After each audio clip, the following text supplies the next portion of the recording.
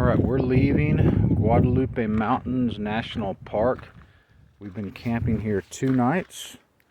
Here's our campsite, all spick and span. I want to do a quick review. The main reason we came here was to climb Guadalupe Peak, which is the highest peak in Texas. We did that yesterday successfully.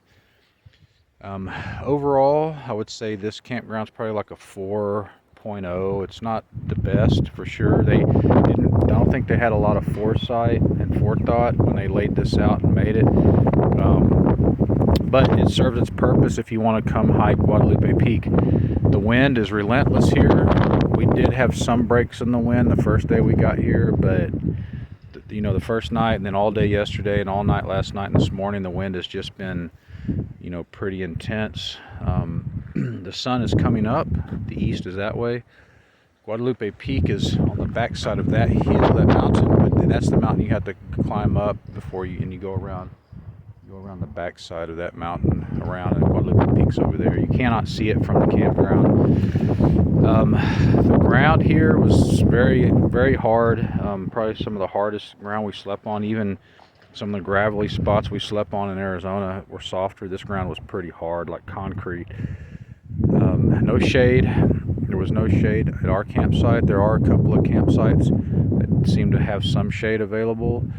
And all we have here in this campground is a vault toilet. Where's it at? Vault toilet there, which is good enough for us because we're so used to using them. They do have flush toilets and running water and a kitchen sink, a deep sink for your dishes at the other end where the RVs are.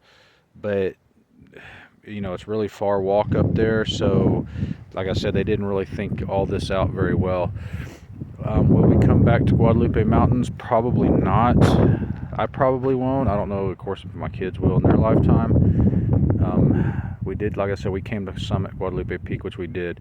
Wasn't impressed with the park staff, wasn't impressed with the campground, and the wind, like I said, the wind is brutal.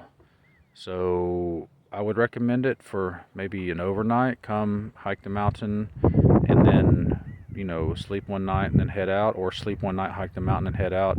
We hiked the mountain in under 5 hours, so that's definitely doable, but we're extremely good shape and extremely experienced hikers. But definitely recommend hiking the mountain starting early in the morning by 8 o'clock.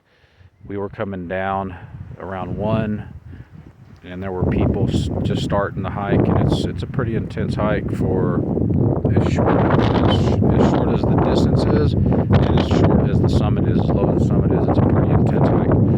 It's not for the faint of heart. I wouldn't recommend it to just any person that thinks they want to go hike the mountain. But anyway, all right, so there's our campsite again.